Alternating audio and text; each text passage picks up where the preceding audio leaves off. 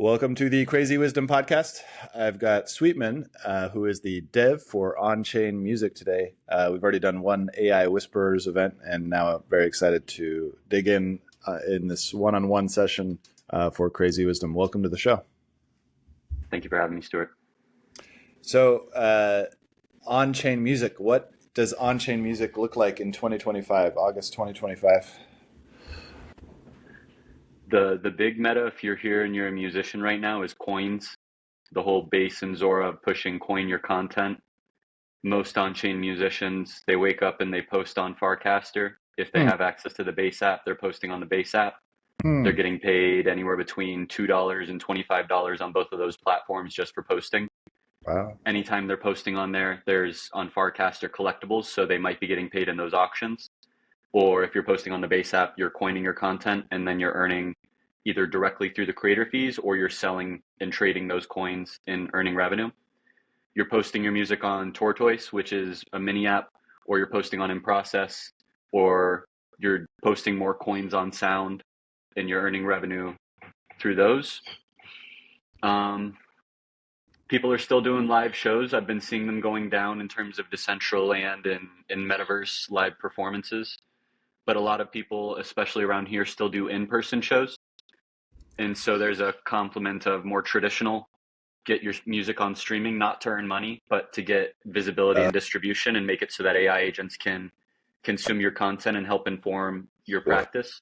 And then you monetize via coins, you monetize via live shows, you monetize via collectibles, a mix of ERC 721s, 1155s, ERC 20s, and then super fans paying you directly through executive production, patronage. Those are some examples. Wow. As always, I really love your succinctness and your ability to sort of stream directly. So streaming is now marketing, and AI agents are going and consuming. What are the AI agents consuming? Is this only for music? Is this for everything? Is it also for art and all these different things? And are these siloed in different chains, or what's going on there? It's not just for music, it's for art in general. I particularly like to hyper focus on the niche of music, but anything I talk about in relation to music, you could expand to the broader art ecosystem. AI agents consume through APIs. So whether it's through an MCP or through a tool through tool calls that connect to APIs. So on the music side, by publishing on Spotify, anybody that has access to the Spotify API can then pull in your info. Same thing with Instagram, same thing with TikTok, same thing with Twitter, as we talked about last time in the AI Whispers with Eliza. Eliza's already got a lot of these right out of the box. So if you're publishing on-chain or off-chain, Eliza probably has them. And if Eliza has them, you can build them into pretty much any AI stack. So the more you publish on the internet, the more these AI agents can know about you, so that when you go back and ask, how do I win a Grammy? How can I earn $1,000 a month for my next album? How do I get my next tour to Japan funded? The AI agent can, okay, these are the albums you've been dropping. These are the posts you've been making on Instagram. These are the people that have been responding. This is a segment that I've been able to create based off of your groups on Twitter, as well as on Instagram, as well as on TikTok. Why don't you reach out to this person who has a big following, do a collab? This person seems like they are following you, and they also are in touch with restaurants across Japan. And so normally these are things that you would go and pay a human manager for. So oftentimes if you're starting off getting a new manager or a marketer in the music or the art space, you're going to pay like $2,500 just to get their consultation, where they'll look at all of your profiles, and they're honestly going to do a worse job than an AI. And so whether you're a musician and you're trying to save money, like I'm sure you've heard the same thing around legal fees. Legal fees can be pretty high in normal business. And so I think Balaji recommended, instead of just going and doing your legal work, go to an AI agent first, prep your AI work. And then when you go to the lawyer, they're going to bill you less hours. And the same thing exists in art. Rather than going straight to a manager and saying, start from zero, figure out who I am, either you prep a report with AI and give the report to the manager and say, I've already gone and talked to AI. Here's an AI agent for you. Go and talk to this in ChatGPT or Claude or whatever. Or on the manager side, managers, instead of having to spend that time to do the research, they can go directly to the AI agent, scrape it, and then a service that they would charge $2,500 for, instead of them spending 4 or 5 hours doing that, 5 minutes with an AI and then an hour-long call talking about it, and they've saved time for the same amount of income. Mind blowing. Okay, so how is Spotify reacting to all of this? I guess there's YouTube Music, there's Spotify, there's Apple Music, and all of these guys are Web 2.0. They must be reacting to this both negatively and also trying to invest in their own tools that are competitive with it, right? If you remember during the talk I gave at the AI Whispers, Sol Siete had asked that same question of, she said, Spotify is trying to replace artists. They are spinning up AI music generators, and they are replacing musicians. So it seems like a lot of the big platforms right now are using this as an opportunity of, well, we're already paying musicians poop. We're not giving them anything. So why don't we keep going down that spectrum, keep replacing the humans, and we have the platform. Let's try to pocket more money. So we're going to spin up more AI agents and try to focus on replacing the human artists with AI artists, which seems that I don't know much about Apple Music and what their strategy is, nor the big one that I hear about is Spotify, because they seem to have gone the deepest in terms of spinning up AI music. Wow. So the other ones I don't have much context on to be able to talk about. I imagine they aren't doing it. You know, like Apple is already trying to figure out AI just in general, and they can't implement it. I mean, YouTube, that would be an interesting investigation to go look at what YouTube Music is doing, is because Google is slowly but surely, entering as the Leviathan that it is, and seems to be like it will become really dominant. But Spotify. I'm curious to hear your thoughts on why Google is a little bit behind, because I tried updating recently to using Gemini 2.5 when that came out, and I was like, Google was around first. Like back in 2016, how I first came into tech was I was building apps on Amazon Alexa and Google Assistant, and so like Google had a head start. They had an AI. I have a Google Nest Hub right here that I talk to set my timers and my alarms and ask for the weather, but it's poop compared to ChatGPT. Yeah. I'm curious if you've thought of like why they seem to be lagging when they had such a big head start. Great question. So they have all the TPUs. They invented the TPUs, the tensor processing unit, which was supposed to be the next generation thing. They invented the transformer. And it sat on some shelf for like 3 years, and they didn't use it until OpenAI figured out about the transformer, and then boom, started the what we're currently undergoing. And then they were very slow to react, even though they have all of the actual processing power. They have all of they're in the best position to do it. They have huge training data. They far more than Twitter. They've got the entire search infrastructure that they can use for RLHF and all these different things. And so it's the same thing. It's the innovator's dilemma. But it's so interesting to see over the 2 years, because it seemed like Google was really, really failing. But then, and it seemed like Meta was going to sneak in there. And then Meta has actually failed way worse than Google, and is now last and is trying to, last ditch effort, try to buy things. Apple also felt like they were going to do something, but then failed to do it. And now Google seems to be in the best position. Also, it's interesting to have Microsoft be allied with OpenAI, but yet Microsoft can't implement into their products as well as Google. Google is actually implementing into their products better. So I think it's like some mixture. They were very slow because they just print money with search, and they've never been good at products and all these different things. But because of the existential things here at play, I guess the good question would be is like, why are they performing better than all of the other ones at actually figuring out how to enter the fray? And I'm not sure on that one. Yeah. I agree with your point. Yeah. And if you have anything to share there as well, but this music thing is really interesting. I started a music company in 2013 called Music X, and we were doing the Groove Shark model.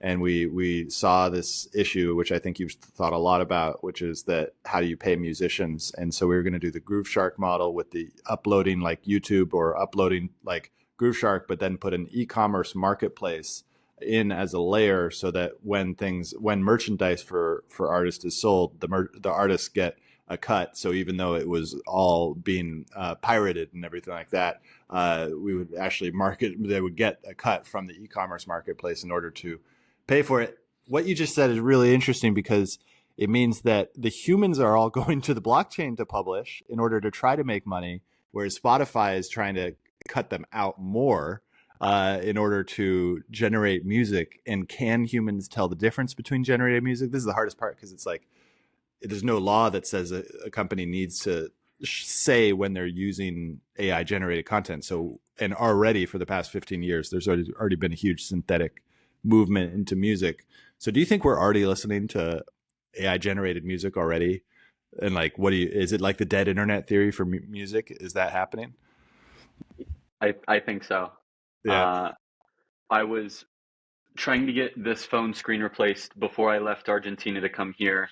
So this was the end of June, 2 months ago, and I was inside of the phone shop on Dames, right by Corrientes, and walk in the shop, and the guy has music playing. I'm like, oh, who's this? And he's like, I don't know. I just turn on YouTube music and it plays all day. The entire time I was in his shop, it was nothing but AI music that played. He didn't care. He didn't know any of the artists. He just Whoa. wanted to have music on, and he had no idea. And I visited his shop 3 or 4 times, and every time I walk in, and for me it was easy to tell. It's like this came out of Suno. Like for now, I can tell the difference. Yeah. He being unconnected to AI music and not knowing Suno and Yeah. these other things, like for him, he doesn't know the difference if it's a new form of pop or not, and he just listens to it. And I think the majority of humans will be fed more and more AI music in their feed, um, without them knowing. The people that have high music taste will continue to try to find humans that they know until the difference is unknown. And at some point, the newer artists, younger artists are going to they're going to be coming on the block with AI, and they're going to start music generation with AI. And a lot of the musicians I work with use AI in some part of their practice, whether it's in their ideation, lyrical generation, their marketing, or their tour planning. Like AI is going to become more and more into the practice. It's already in the fold today in Argentina, and if it's there, it's everywhere. Um, Mm. I think I know So what the dead internet yeah. theory is. Can you give me a Yeah. verbose definition on what the dead internet theory is, just to remind me? Sure. The dead internet theory is basically partly conspiracy theory, which I do think is actually a conspiracy theory, conspiracy fantasy, which is that like it doesn't that the internet as we know it as a free and open place generated by humans is already dead. 99% of the internet is already AI generated. So, and I mean, Facebook is even moving already to this, where their whole their whole strategy, and also Spotify's strategy, as you just mentioned, is to populate their networks with AI generated content. But this theory goes further than that and says the whole thing is already like Reddit, 4chan, all these things. But Reddit is also entering this like already with bots. So it's like, it's partly far out conspiracy fantasy that the internet's already that way, but also partly accurate understanding of where we're headed with all the walled gardens. So yeah, that's the general thing. If you have anything to comment on there, I would love to hear. Yeah. Um, So when I yeah. worked, the only full-time job I've had was at Amazon, and I was working at AWS on IoT. Oh, And interesting. what we were doing, so IoT is Internet of Things, and it's building out all these connected devices like the Amazon Alexa, like all the connected lights, the smart home, anything that has an internet connection can talk, and can talk significantly faster than humans can. And what they continue to talk about is the rate of manufacturing and of the creation of new devices that are internet connected is exponential growth. More and more consumerism, more and more people that want to buy these devices. Connecting these devices makes them more powerful. The more of these devices that you have, the more that they can do, and it makes your life easier of not having to think. Meanwhile, at the same time, human birth rates continue to decrease or flatline. The population on planet Earth, while growing, as people aren't having as many kids as they used to. Your grandparents might have had 5, 7 kids, but your parents probably had less than three, maybe one, and maybe none. And a lot of your friends are probably talking about not having kids. And so, as the economy continues to grow, more of these devices are coming online that can make purchases, that can plug into AI, that have access to your wallet, that can do the spending and book your appointments and everything. And less humans are coming online that can actually buy your products. And so, the opportunity I think exists is leaning into this dead internet theory that yes, most of the content on the internet is made by AI. Most of the purchases on the internet are automated and will continue to grow in their automation.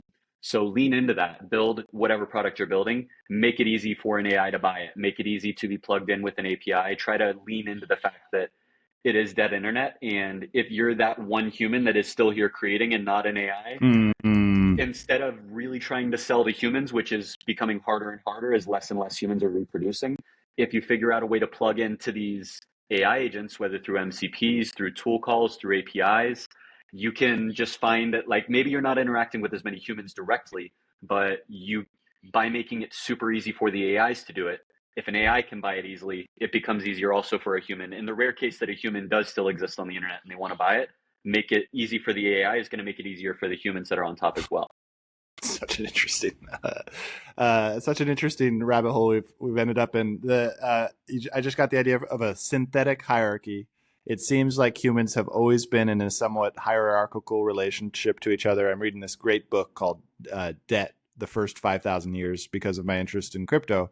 And it is so interesting because this author, who is an anarchist, goes into like all these questions, all these statements that economists make, where they're just like, oh, the barter system. We also used to live in the barter system. And he, as an anthropologist and an anarchist, he goes into all these different things and says, well, that's not actually the way things worked. And so it all goes into exchange and hierarchy and like, you know, the fact that we say please, when we say please, and in Spanish and por favor, and French s'il vous plaît, it's like it's an order we give, but because we put the word please on it, it turns into like this false fiction of like, oh, but I'm asking you to do this instead of ordering you to hand me that salt. I'm really saying, like, if you were to say no, I'm not going to hand the salt, like that would be a big faux pas socially.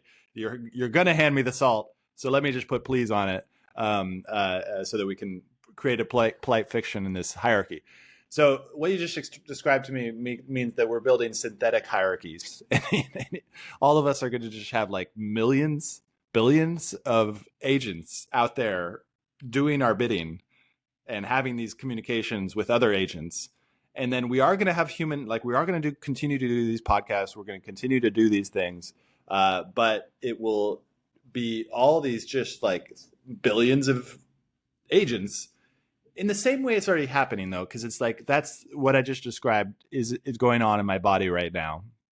I'm not in full control over all my cells. My cells are going off and doing these things autonomously with no possibility for me to accept in my breath and some other things. Like I can't really control all those things. And so that's already happening. So actually now with that thought, it makes me think about biological hierarchies and synthetic hierarchies. And this is just a new one that we're adding into the mix. Any thoughts there?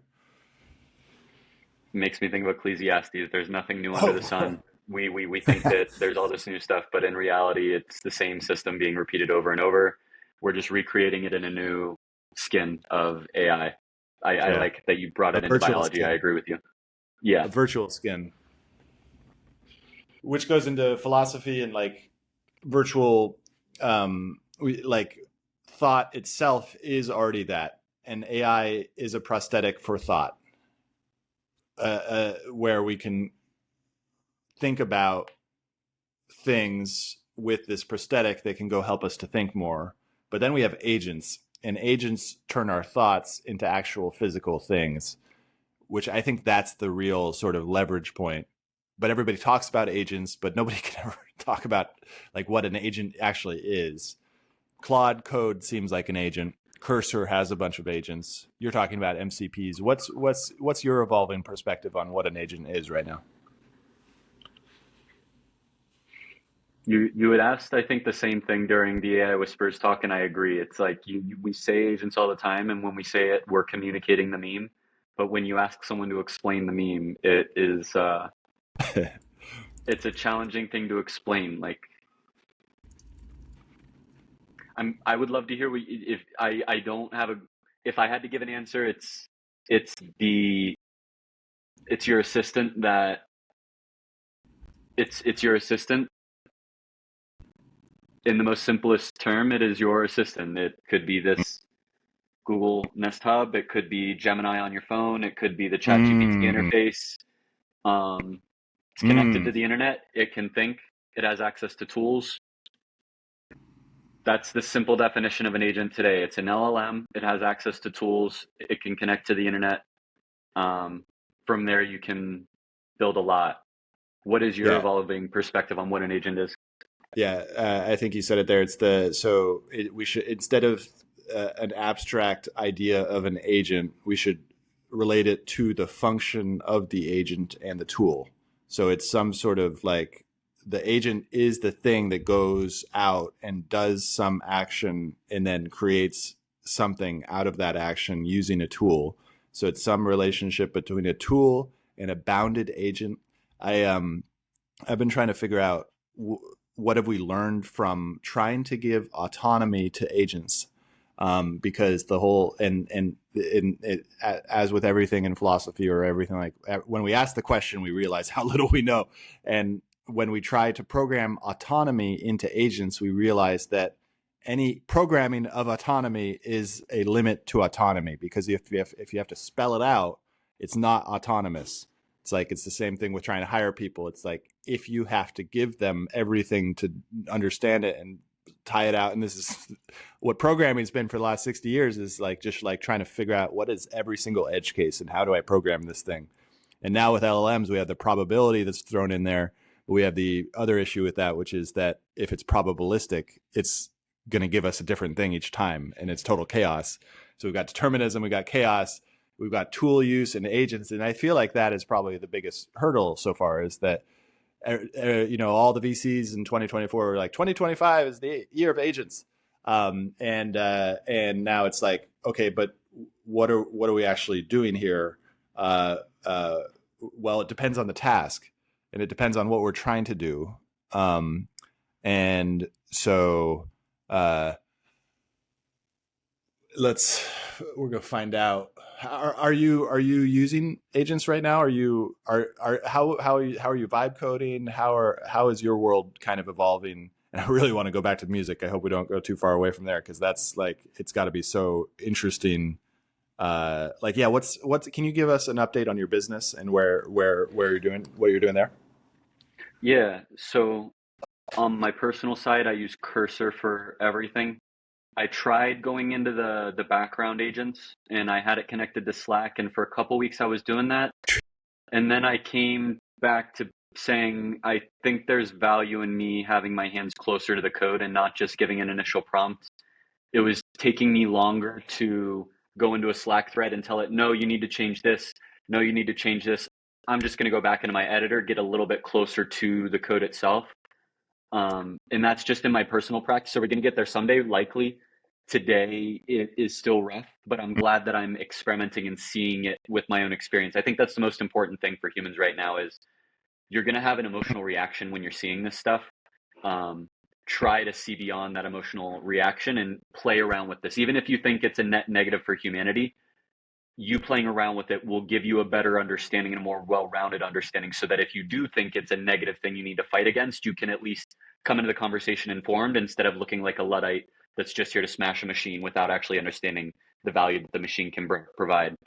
But going into Recoup, where we've been expanding recently, is if it is this a share screen type of podcast, or better that I just talk? Yeah. You can share the screen. Yep. And we'll Okay, explain it for the listeners that are listening. So recently, what we've been doing is, so we just updated to Vercel AI SDK v5. Cool. We were originally, so how we've progressed is we started off just building on top of ChatGPT, that API. This was maybe 18 months ago, that we started building just on top of ChatGPT's API. Then I got excited about Eliza, and I did a prototype with Eliza, and it never really ended up making it into the main product that we built. We then shifted into using, what's it called? There's a LangGraph. Then we started building on LangGraph around the same time that you and I were talking at AI Whispers in Buenos Aires. So this was 8 months ago at this point. Yep. And from there, we shifted from LangGraph onto the Vercel AI SDK, back when it was V4. And now they've recently they've been talking about it. It was in beta, it was in alpha, and now less than a month for sure, probably about 2 weeks ago, Vercel updated it, and now V5 is the norm. And Mm. so this is what Recoup looks like today. You've got a chat, you've got your artist on the right side. You when you initially come in, you don't have an artist, and so you create a new artist. And most of the functionality is, instead of a button click and we have to write out the UI components, we click a button and then it starts a new chat, and then the chat does what you need. And then you'll notice we now have a selector. And so before we were manually picking what LLM we want, but now with Vercel AI Gateway, we just query a method, give me all the models that are available in Vercel AI SDK, and I can toggle between whatever model I want. If I'm on Pro, I can select more of the paid models, but even if you're free, we offer GPT-5 Mini. And so how I'm doing the models on here are, I say Vercel AI SDK. Vercel AI SDK is only available in V5, so this is a new thing. And it allows me to proxy. One of the problems we recently hit when we were using Claude 3.7 Sonnet is they were rate limiting us like crazy, continuing to try to push people up their paid tiers into the enterprise tier. And it made it very frustrating to build an app. And so now we build on top of proxies, on top of these gateways. So that way, just like when you use Cursor, you're not hitting rate limits often. Sometimes you still do. But you query a proxy. The proxy figures out how to rate limit, how to distribute the API keys and everything. And then you get a more robust service behind the scenes. This also gives me the benefit as a builder that whenever a new model comes out, when GPT-5 drops, I don't have to go and get a new API key, add the API key in. When a new dev comes on my team, I give that dev an OpenAI key, I give them a Grok key, I give them a Claude key, I give them a Queen, an Alibaba key, and then we have to cycle those keys when the dev leaves. No, I give you one key for the gateway. You plug in whatever model you want, and then as new models come out, it's automatically added to the list. We don't go like before when we were talking about models, it's like, well, this model is going to return a response like this. In this model, you have to think about these specific tool calls. And it was like each model you had to think of in a different way. And I think where we are today is there's so many models, swap them out at will. Each I start the conversation with GPT-5. I swap over to Grok 4 to say, who's an artist you've been listening to? That's a good question. Graceland is the song. Graceland by Alan Raymond. Raylan. Allan Rayman. Alan Raymond. So then I switch it over to Grok 4 to then go through the next set of tool calls to set up. But then, like you said, like how are musicians, how does Spotify and Instagram plug into all this? When you create a new artist, we need to then get a bunch of context to be able, what we try to do is think of how can we differentiate from OpenAI and Claude, et cetera. Yeah. OpenAI is not going to build specifically for musicians. They're building a general level assistant. Yeah. And so we can build directly on the Spotify API and say, okay, when you create a new artist, we look you up on Spotify. If you have a Spotify account, we can pull in your profile picture, we can pull in your name, we can pull in how many streams you have, how many followers you have. We can link all of your socials right in. And so like when you go to ChatGPT, you create projects and you create tasks, and it gives you memories that are very high level in general. We focus on, what do artists focus on? They push out their social medias. So we start with your Spotify because we're focused on music. Then we go and then we look up all your top tracks, again, building on top of the Spotify API. Is this the right Alan Raymond, or is it picking a different one? I'm pretty sure it is. Yep. And then it pulls in all their albums. Each of these from the Spotify API, you get all the info of how many streams, what's its popularity, what songs are in it. And then it's just going to chain together a whole bunch of tool calls. Now it's pulling individual albums to try to learn about this person. And then at the end of this whole tool chain, it generates a text file, it generates a knowledge base, and then it attaches that knowledge base to the profile.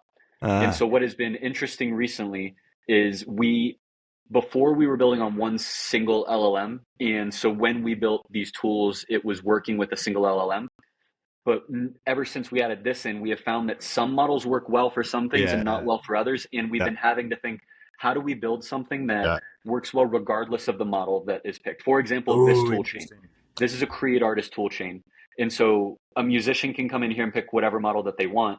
And when we were using Gemini 2.5, Gemini 2.5, when you would give an artist name, it would then say, okay, now I'm going to go and look up your profile on Spotify. Is that okay? And then it would like stop and wait for you to say yes. And then you would say yes. And then it would do this tool call. And then it would say, I think your profile is this first one. Is that correct? And then it would wait for us to respond, and it drastically decreased the performance, where before, when we were using Claude 3.7 just did it. It was just chaining all the tool calls together. And then when we switched the model, the performance of our product dropped drastically. Yeah. And so now, yeah. to talk about what we did to specifically overcome it is, if you go into the Vercel AI SDK, the V5, they have added this new prepare step. And I'll talk about two little things more, and then I'll pause because I know I've been yapping for a little bit. There is prepare step. Inside of generate and stream text, they have this. This happens, it's an optional function that you can use to provide different settings for a step. You can modify the model, the tool choices, active tools, the system prompt, or the input. And so as it's running through each of these, right now it's thinking, and then now after that, it then went back and did the prepare step, and then it's going to go into the next step, and then it goes back to the prepare step, and then it goes to the next step. And so in each of these intermediaries, it triggers on the back end. Let me see if I have the code base open. I actually have it open right here, so I can show you exactly how we do it. So inside of our API chat route, we get a setup chat request, and then here is where we are doing the prepare step. So inside of the prepare step, we get a prepare step result. It passes us an option. And then inside of here, we do some things to try to get the full sequence of tools that have been called. And then what we do is we've created these little tool chains on the back end. So our most important tool chains are creating a new artist, and this new one is create release report. We just updated to V5 like 2 weeks ago. So this is how we are overcoming. How do we do tool chains across any model? And so what happens here is, if this initial tool is triggered, and so coming in here, the initial tool is create new artist. When the initial tool is triggered of create new artist, you then have to call get Spotify search next. You then have to call update account info next. You then have to call all these tools next, and don't stop until you've called every single one of these tools. Some of them we update the system prompt as well. And so for this one, I'll change the system prompt to say, from those results, select the artist who best matches, yada, yada, and then update the account using that info. So the name, the image, the label, etc. Some of them I don't modify the system prompt. So get Spotify search, we don't. For the socials, we don't, etc. For some of them, I throw in an extra message. And so when we generate the knowledge base, which let's see if it's generated the knowledge base. So here's the knowledge base, which this got stored on chain, both on Base and on Arweave. Arweave for permanent file storage, and Base for the ability to distribute it as monetizable content. And this isn't even a good one. It didn't format it well, but it pulls in here like what were their breakthrough moments, what's their style, what's the popularity of their tracks. And then this gets attached so that moving forward, any new chat I have, it has the knowledge base. While we were here yapping, it pulled in the Spotify, it pulled in the TikTok, it pulled in the Instagram, it pulled in their Twitter. Now it's prompting me if I want to OAuth into YouTube. That way it can post videos on my behalf. It can update the thumbnails on my videos on my behalf. It can pull in all my videos and know if I'm monetized. And then, so like extra access by giving OAuth access to YouTube, it can then manage your YouTube account on your behalf. And this is our foray into clients. Most of the labels that we work with, 1RPM in particular, they monetize a lot via YouTube. And so they asked us specifically to do YouTube. But now Warner Music, one of the other big record labels that we work with, they want TikTok.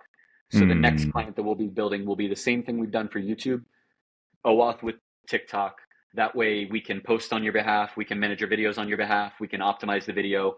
And these are things that a human would usually do, a human manager or a human record label, if you're on the scale of to be able to have a record label on your behalf.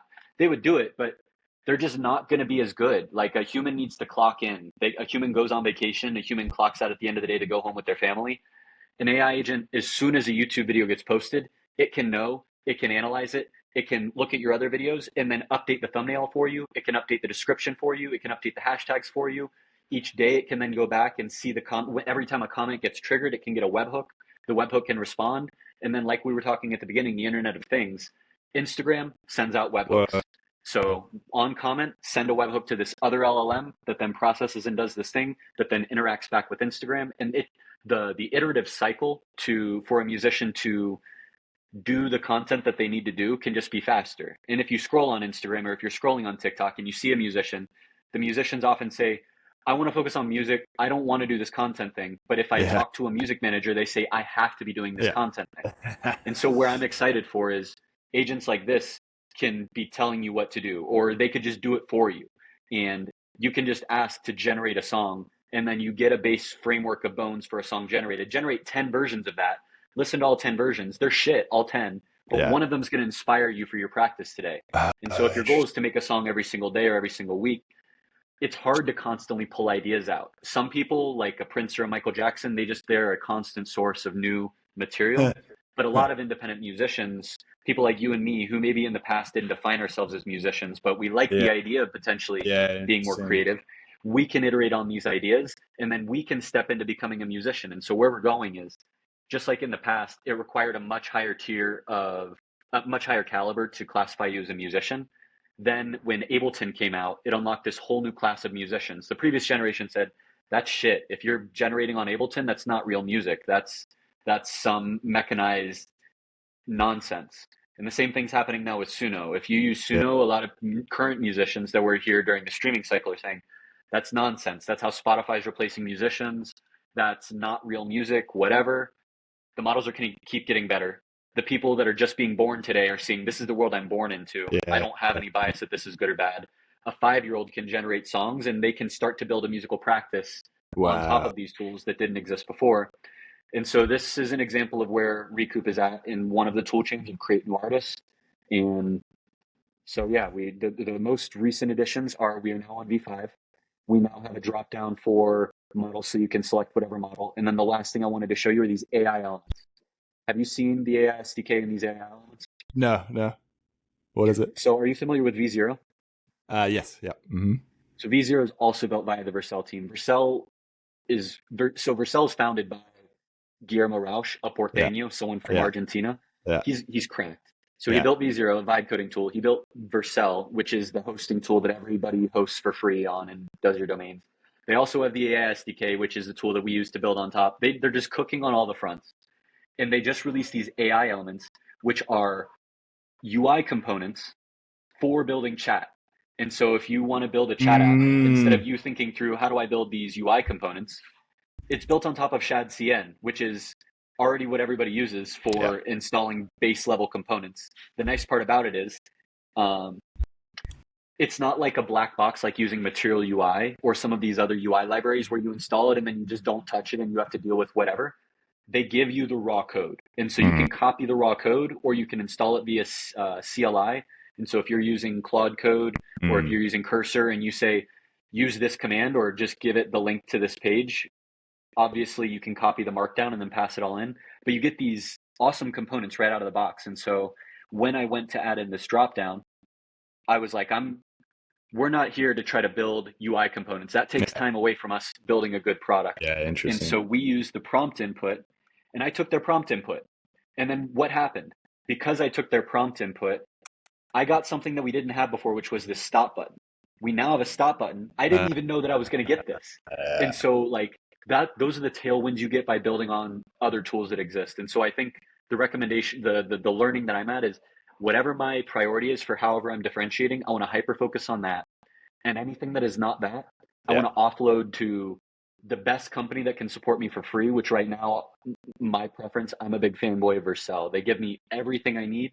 And so anytime Vercel gives me a tool, if it's the AI gateway, we're building on the AI gateway. If they give me AI elements, I'm building on the AI elements. I'm trying to build on as much of what they give me as possible. That way I focus on the core competency that we're trying to build. I know I keep saying I'm going to wrap up, but this is the last one. There was an interview that Sam Altman had probably 5 months ago at Harvard, where he said there's 2 types of people that build on top of our products. There's one that thinks this is the best these models are going to get, and then they'll go and build a tool that squeezes the last little bit of juice out of where the models currently perform.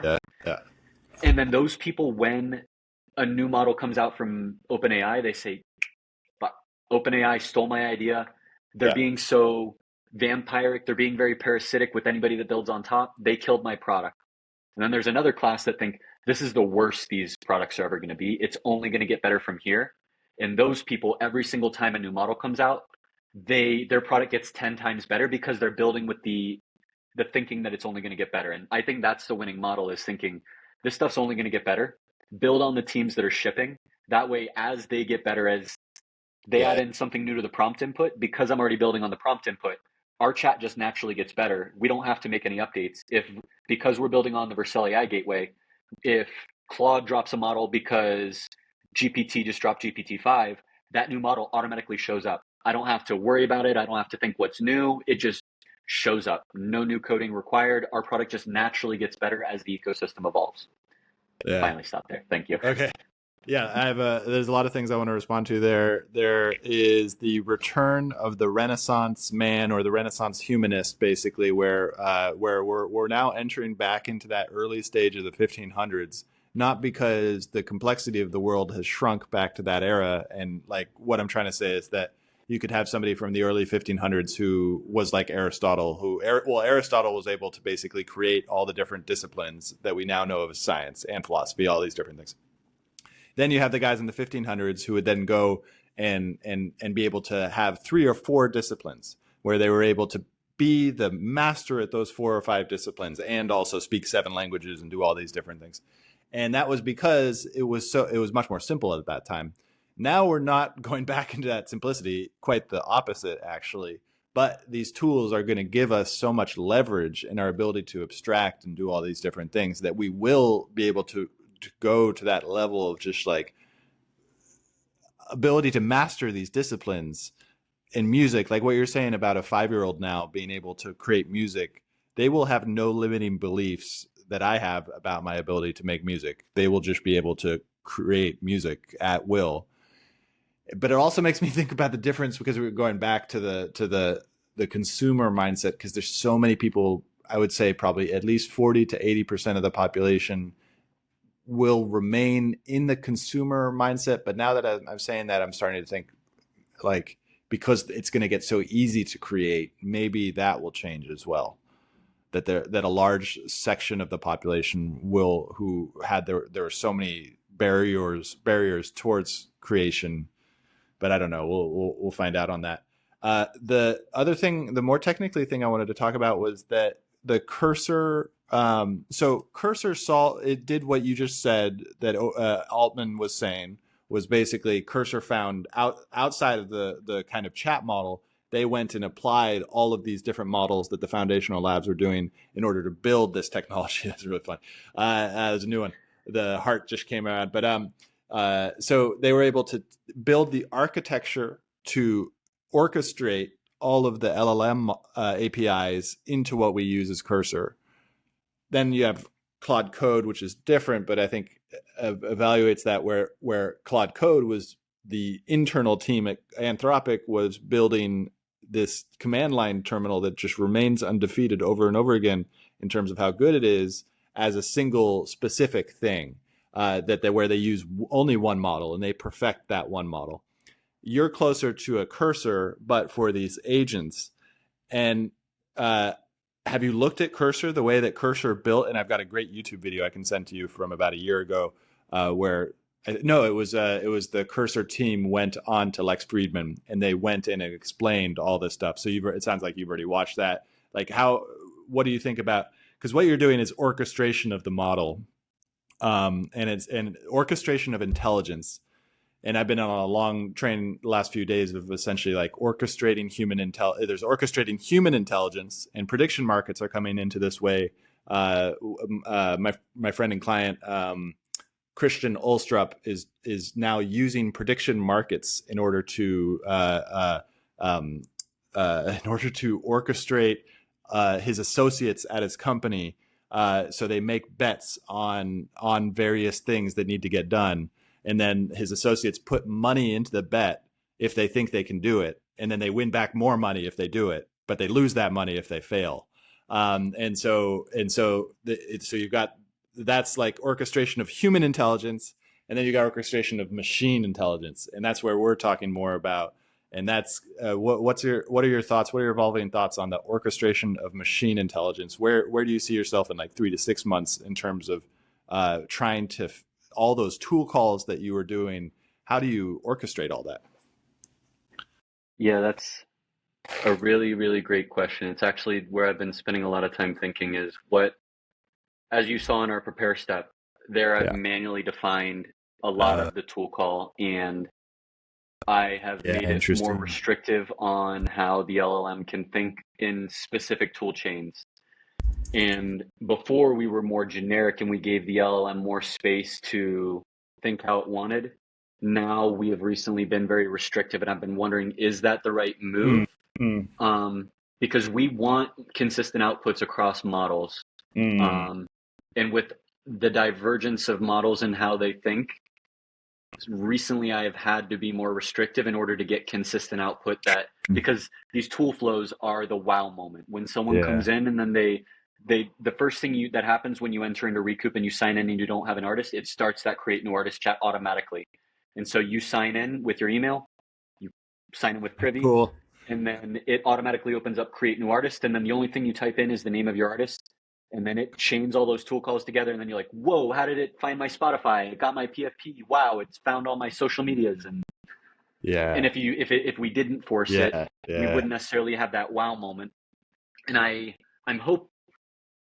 And so I do wonder if I'm restricting its hand too much, if we should be leaning into the more expensive models like Claude 3.7 just worked and we didn't have to do this.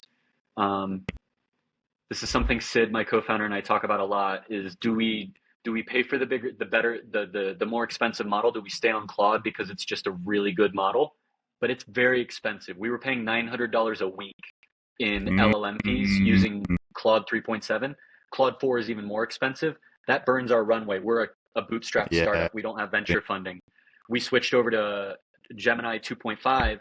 It went from $900 a week down to $20 a week. So that's $100 a month. That's $100 a month is nothing compared to 900 times 4 is $3,700 a month. Like, those are orders of magnitude different numbers that we're dealing with. And I mean, now with GPT-5, it is now drastically reduced, and GPT-5 is a phenomenal model. It's incredibly affordable. And so there is an option where we just get rid of all the other models. We just stick with GPT-5 and we just build on that and trust that that's very smart. As I say that, I'm like, I think people want to pick their model. I think the model dropdown I like it. I personally like, as an end human, I like being able to pick what model I'm using and to be able to experiment and I think end musicians want to be able to do it as well. Like, well, I saw this new model come out. I want to try it. If we as the product builders set GPT-5 is our model, if a new model comes out, we will discuss it internally to see if we update the product with that. That is a path to build, but it's the hard part about again, entrepreneurship. the fundamental is, it's a product builder question. And I think that's the opportunity right now in the agent orchestration is, what do you as the product builder think is the best way to orchestrate these agents? Is it give everybody all the agents? That's how we've been building Recoup. As more and more companies and competitors come into building AI agents for musicians, some will say, no, that drop down is too complex for musicians. We're going to pick your model. And then like they might refine the tool sets and have it a smaller set of tools to really make it focused on one single use case. Others might try to follow exactly what we're doing. And I think the world that we're moving to is going to be less winner take all of one single. I don't know that there is one single best model for orchestrating of agents. I think where we were is there's winner take all. You have Spotify that wins 90% of the streaming market share. Where we're moving towards is the world of boutique services, where Stewart can have 5 clients that Stewart's able to really make an impact on those 5 clients, and the hundreds or thousands of people that come through AI Whispers and listen to crazy wisdom. And there's not one single winner. It's a lot of people like you that have very convicted thoughts on how this AI orchestration works. Nobody else is going to copy you because they think of something else. And if they try to attack the same market, it's too small of a market for anybody other than you. You win your niche. Whatever your boutique is, whatever you focus on, you win that niche. You have to, whatever you approach, you have to approach it such that I'm going to be the best at this niche. But your niche is much smaller to find. And it's not, I'm going to win all of streaming. It's, I'm going to win the music, like like you said, does this apply to all of art? Yes, it does. But my niche is music. It's an arbitrary niche that I have defined for myself. I am on chain, I am music, and I am AI. And who else is building at that intersection? If you are, you have less experience than I do. Have fun catching up to where I've been building. I built it all in public. I'm doing these podcasts with you. I stream 3 times a week. Like all the code's open source. You can feel free to copy me, but I'm showing up and doing this every day because I love it. You can try to spin up an AI agent that's going to do it, but as you said, nothing can recreate the hunger that I have to build it and the natural desire, the fun that I have in building this. And so anybody that tries to compete is just going to have a hard time. And so rather than do that, find your own niche, further define it. If I've already taken AI on chain and music, you can take AI on chain and graphics or whatever else, because I'm not going to fight you over that. I know what my niche is. I know to stay in my lane. Or take mine and refine it even more and say, no, Sweetman's model is going to grow into a really big TAM. And so I'm going to take a subset of his TAM and I'm going to hyper focus on that. And he's too general. And people could think that I'm still too general. When I think I'm on a hyper niche thing, they see a bigger market than I do and they cut out a portion of my niche. I think the boutique services is where we're moving towards. And so you're going back to your question of what's the best model for AI orchestration. It's what I'm actively thinking on.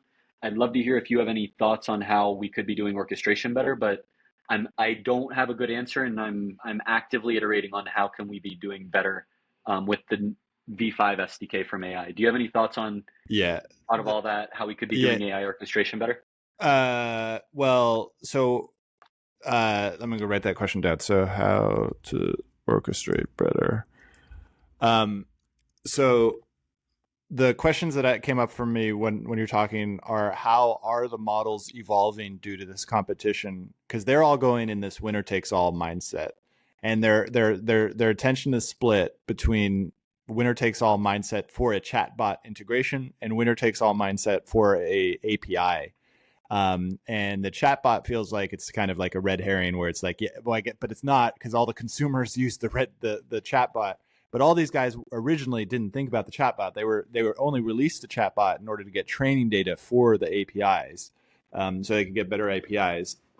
And so the big question I'm having is like, what have you learned from the competition between models in the API, and what are the specific things that these models are getting better at? Because I don't think that is going to be a winner takes all for a one model. It's going to be, like you just said, I think not only for us as human beings, but also for the APIs, it feels like models are going to get really good at niches. And like, it won't just be one model that you use, because you're using like 25 different models in that chat, like, and new ones being released. Then you got China coming in, and it's just going to be like Cambrian explosion there. But then on the chat, that's going to evolve differently. And as we saw with GPT-5, they're now no longer giving that choice. Part of that I do think is simplification on the user consumer end, but most of it I would say is probably due cost cutting, because they don't want to allow the user to choose which model, because that's going to eat into their costs. And I think we're now rapidly reaching the stage where a lot of the capital expenditure that these guys are spending in terms of data centers, I believe that that's going to be the same thing that happened in 1999 with all of the cable laid underneath next to railroads for telecom industries, trying to connect fiber networks. Like, most of it's become wasted, I would say.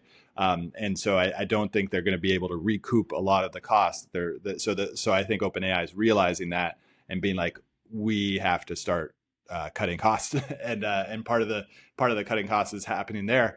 Although that's all speculation about the future. So how to orchestrate better is a really good question. Evals, but I think even in the AI Whispers, you were talking about evals. I think we learned stuff from you about evaluations. So I think internal evaluations could be better. But then again, this is also really challenged because you're not trying, you don't have Meta, the whole country of New Zealand where they can drop a new, A/B tested model and test the B side on New Zealand against the A side of everybody else. It's like, you don't have 100 million people to see in reality what's better. You have to do it based on intuition and product sense and all these different things. It's a really good question. The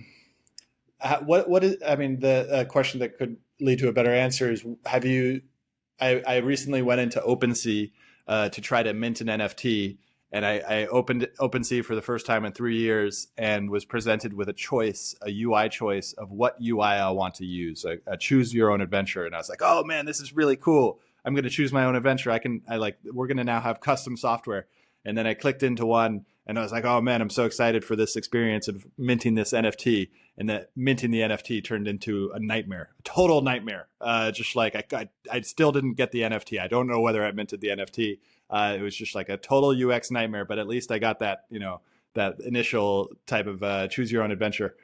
And but have you thought about that sort of like choose your own adventure, testing it on a few users, giving one access, one user with no choice, another access, and kind of like getting a vibe check based off of user testing? It's a great question. We have not done a ton of A/B testing like that, or like giving people. This is the drop down is the first time we've given that for 2 weeks. The models. Yeah. And so now I think we're just over a week into having that drop down in production. And so now we have all that data on the back end and we're looking at it. And people have picked between 5 models. Like the bulk of the traffic is interesting. 80% of people leave it on the default that we give them. And then the other 20% is split amongst 4 other great models that are all on the more expensive side: Claude, Grok. Some people use DeepSeek, but it's the models that everybody knows about, but people do have picked.